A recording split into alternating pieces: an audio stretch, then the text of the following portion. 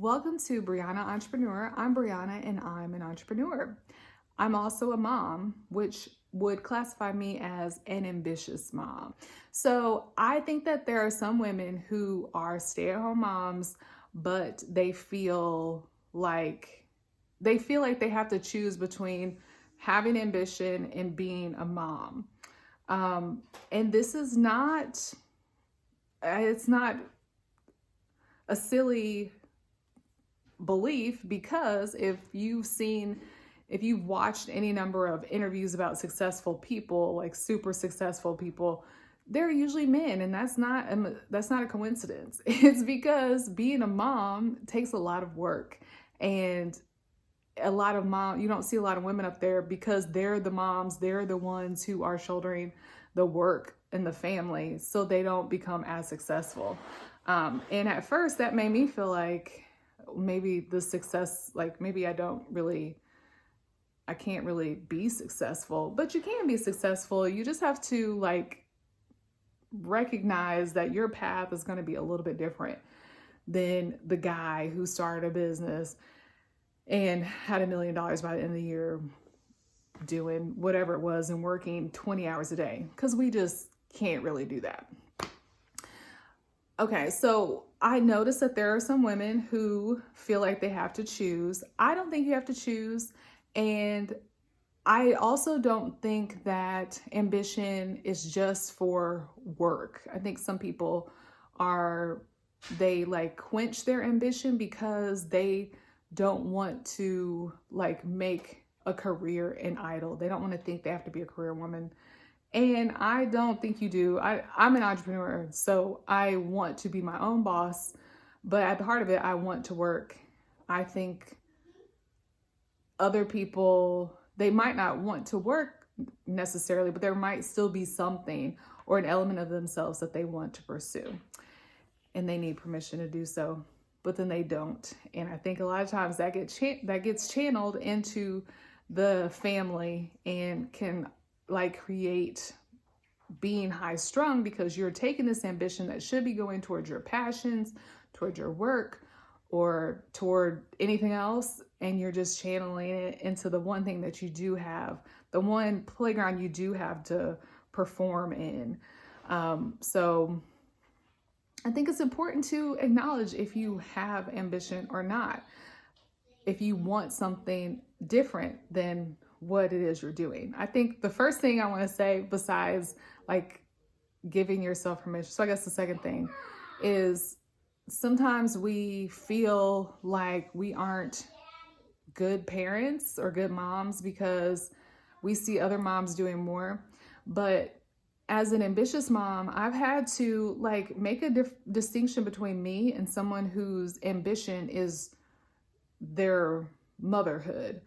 Someone who has a calling as a mom, someone who has gifts that are going to enable them to be rock star moms. I think we all want to be rock star moms, but our rock star might not be making bento box lunches. It might be raising our kids, and then also giving them another aspect of life, or being a more versatile person, because we have this whole other identity and this whole other story that isn't centered around the family. I think that we sometimes look at these women and we say we're not doing enough, but they're just a different group of women.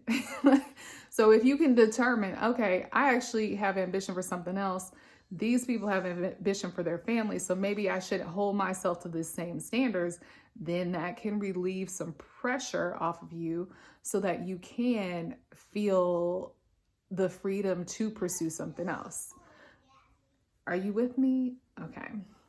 So the other thing is, if you do decide to pursue something else, your ambition, you will have to make compromises, and it's okay to make compromises or concessions for the work that you need to do to get to where you want to be. So I used to feel like, okay, my priorities are my house, husband, son, anything that isn't that, like those things come first, and anything that I need comes after that. Well, there's not a whole lot of time.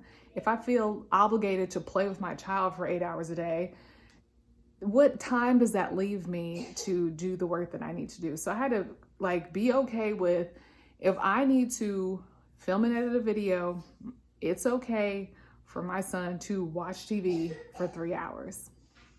It's not something that happens all the time, but it's like you got to give somewhere. You can't give the best all the time, and well, you can't give the best all the time, period. So if you have to make a concession so that you can move forward in life, that to me is reasonable and it's fair. I think sometimes we have this expectation to always be giving the best, and we put a lot of pressure on ourselves. I'm not that type of person. For instance, I nursed 17 months. It was easy for me. So this is easy for me to say, but I'm using it as an example. Had I not been able to nurse, I could have felt differently, but had I not been able to nurse, I don't think that I would have been like, I'll pick it back up in another area of their life. But I didn't have the expectation that I would do everything perfectly for my kid. And I think that some people think that they have to. And so for some people, that's staying at home. They think this is what's best for them. This is what I must do. And if they sacrifice themselves in order to do it, I don't think that's a bad sacrifice, but I just think that it's unreasonable to think that everything you're doing is going to be perfect. So if my child needs to watch TV for 3 hours while I move forward in life and therefore become a better mom for him, then that's just what's going to happen. We also need to accept that this work may be done at a slower pace. It just might. I have felt disappointed that I'm not as successful as I wanted to be already.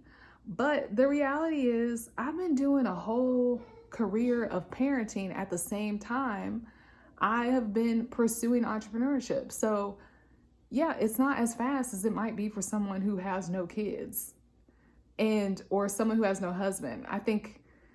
I feel like having a husband has caused me to make sacrifices in my business because I need to tend to my relationship just as I need to tend to my kids. So I think it just might be slower. And it's important to keep that in mind when you're looking at where you were and where you are. Again, 3 years, I've had a handful of projects. I have finally made some money this year, but I'm not anywhere near where I thought I was going to be. But I also didn't take into account the work of being a mom. When I quit my job, I think my son was 5 months or 6 months, and he was pretty low maintenance at that point. He's constantly changing. So I've had to do much more work to raise him than I thought that I would have to do. And I let that make me feel bad for so long and make me feel like I was just kidding myself on this whole entrepreneurship journey. But it just takes more time, and that's okay. There's this book I like. It's like the 10 rules for spiritual success. And the author says there's more than enough time to do your life's work. So, if it takes, instead of 3 years, it takes 6 years in the scheme of your life, that really doesn't matter. You will get there as long as you keep going. The last point I want to make is that we must value the work of homemaking.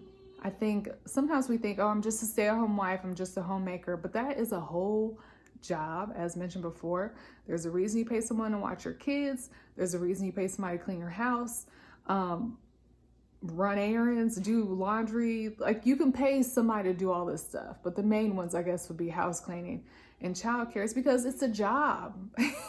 But so often, because we are not getting money for it, we think that it doesn't have value. We think that we should not be compensated in any way and that we don't need a break, but we do. It's a job, and we need to take pride in that and take the work that we are doing. This is our career, into account when we're looking at how much progress we're making.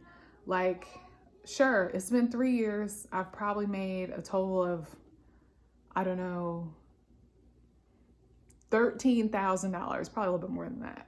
But I also have still been working this whole time and reaping the benefit of a healthy and happy, well-adjusted family. So I can't diminish what it means to be a homemaker, a stay-at-home mom, or even just a wife, because there is always work in that. And no shade to dads, no shade to husbands, but as my American experience at this time is that usually the wife is doing a lot of the work.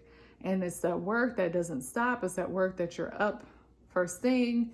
You might be finishing your night out with dishes and stuff. Like, it just doesn't stop, and that has value. So even if you're not where you want to be and you feel like you don't work hard enough, you are doing a real job homemaking.